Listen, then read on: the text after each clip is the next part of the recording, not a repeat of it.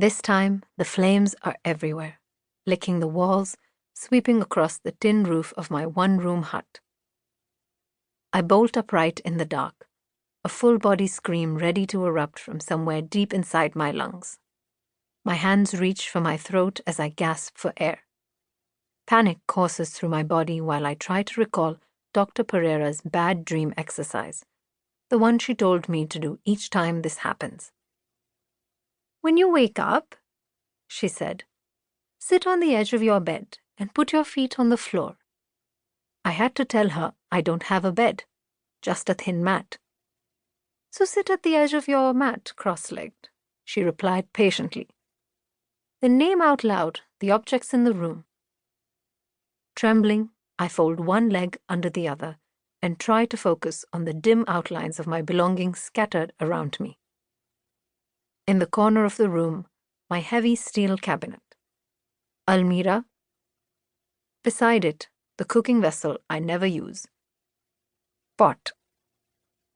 Drenched, sweaty clothes plastered to my back. Kurta. I mutter. Then I notice the damp, heavy weight tickling my neck. Hair. I slide a cautious hand toward the little blue Nokia that Gauri ma'am gave me when I started working for her. Phone. I clutch it tight. The small screen oozes a dull green glow, which I hold up in front of me to illuminate the room.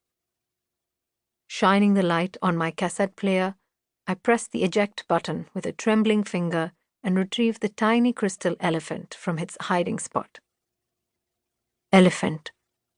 As I say the word and cradle the figurine in my palm, I can sense the flames of my nightmare start to recede. And now, for the last, most stupidest part of Dr. Pereira's night terror exercise, I am awake. I whisper into the shadows. I am safe.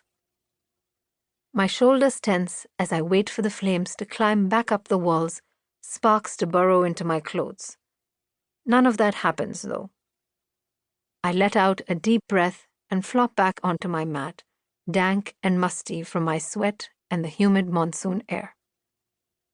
The nightmares started 11 years ago, after the Panwala incident, just after I lost Bablu. They used to come almost every night.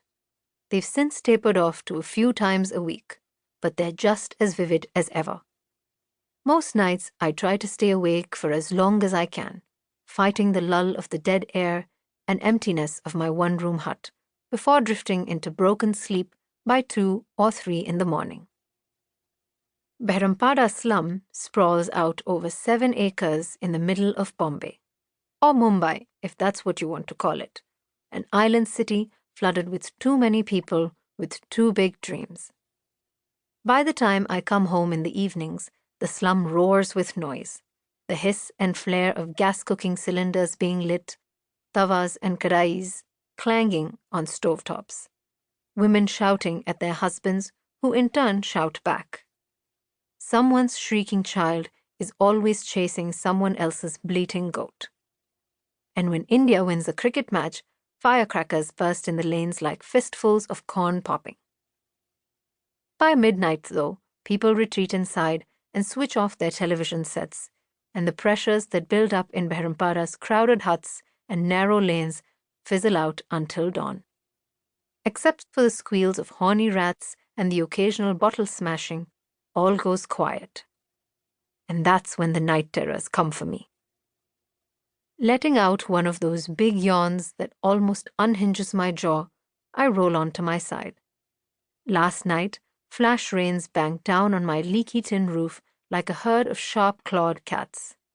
The steady sound of water dripping into a plastic bucket would drive anyone else to tears, but I was grateful to be kept awake for a little while longer. As the storm died down, though, so did the noise, and I eventually fell asleep. If I had the secret weapons that important people do, like loud English or proper Hindi, I'd command the nearby Garib Nawaz Masjid to keep the call to prayer going all night, crying out, Allahu Akbar and La ilaha illa Allah on loop from their tinny loudspeakers. We have to help Rakhi keep the night terrors away, the muezzin would reply flatly if anyone complained about his 6-hour azan.